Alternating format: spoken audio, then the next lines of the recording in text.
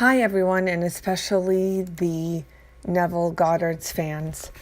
Over the last 2 years, I've been studying Neville Goddard, and the more I study, the more questions I have. And because of this, I wanted to create a little video and a lot more where I would like to talk about different meanings and how I understand what Neville Goddard is talking about, because there's a lot of deep thoughts out there. I listen to different online books, and audios are my favorite. One of my favorite channels would be Nevolution, and although it's easy to understand, it's very well read, I still have a lot of questions. So today's topic is Prayer, the Art of Believing, Chapter 3 by Neville Goddard. So in Chapter 3, Neville talks about the subconscious mind is a universal conductor, which the operator modifies with his thoughts or feelings. That's a pretty bold statement. A universal conductor, well, I know what a conductor is. Something that transmits or conducts or has energy flowing through it. A universal conductor, and relating my mind to be my subconscious mind to be so, that means my mind has a lot of information going through it. And me as an operator of my mind or subconscious mind, I have the power to modify by using my thoughts and feelings. That's a pretty deep and bold statement, and a scary one too, and a confusing one to me. So I've been doing a lot of digging, and I like where Neville describes that a disciplined man, he points out that a disciplined man never permits a state unless the state is desired. And I like to define state means a feeling, something you fall into, like a hole, or a feeling.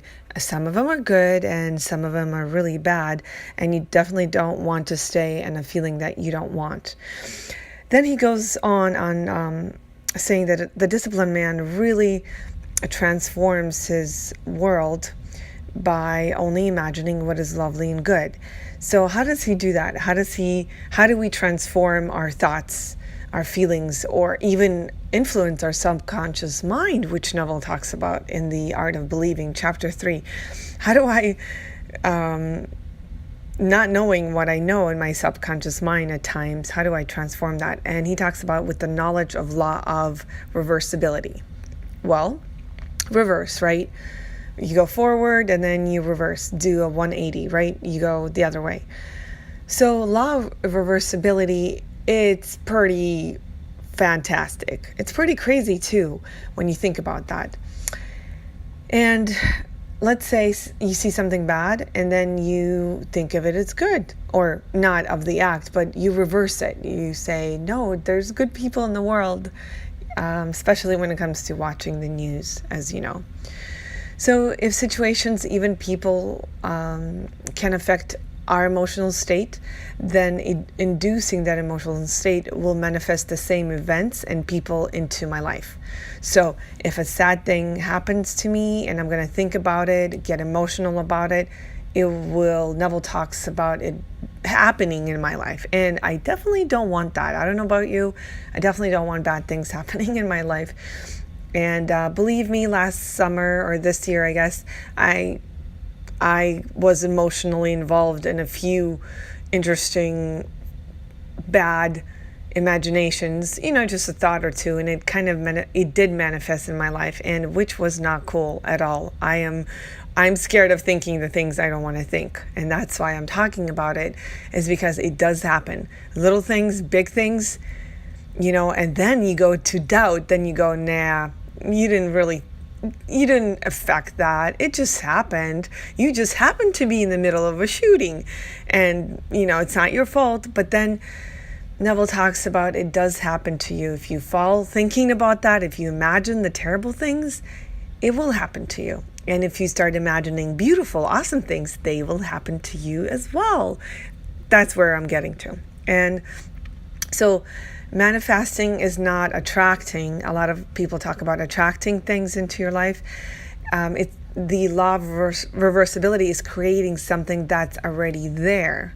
That's kind of cool, right? So happy, good thoughts, positive things already there, and I'm just creating it. Should you really want it? And definitely I want that. So it requires focus, imagination, and faith, as Neville Goddard points out, and in yourself and in your mind as well. And of course, you do need to know what you want to manifest. And for me, instead of focusing on not getting the bad things, I'm going to focus on the good things. And that's where the law of reversibility comes into. Some people say that the law of reversibility is far more powerful than the law of attraction, which I kind of agree. Rather than attracting what you don't have because you're focusing on the don't, which is a negative, you can have exactly what you want by believing that it already exists. It already exists there for you. So I think that's a lot. I agree. I think it's a lot more powerful. The law of reversibility is a lot more powerful than the law of attraction.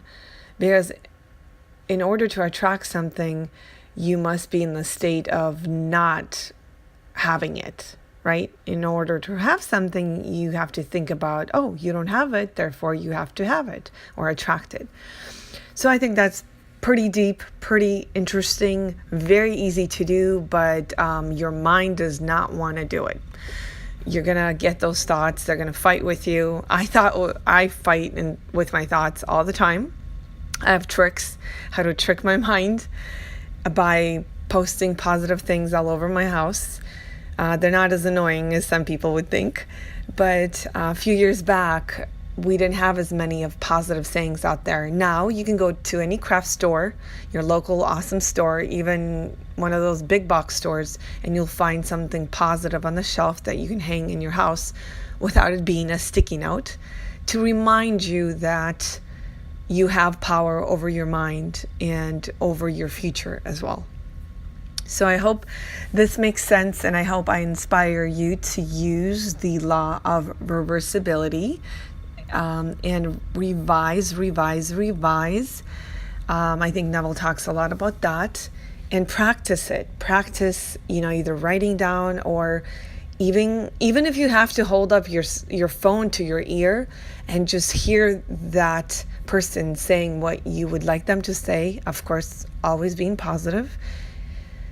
And practice. You have to practice and stick to it, and things will come in your life. They will happen. So I wanted to share that. Please share your thoughts and feelings, and I hope to dig more into these deep conversations and understanding of life to enjoy it more and do good.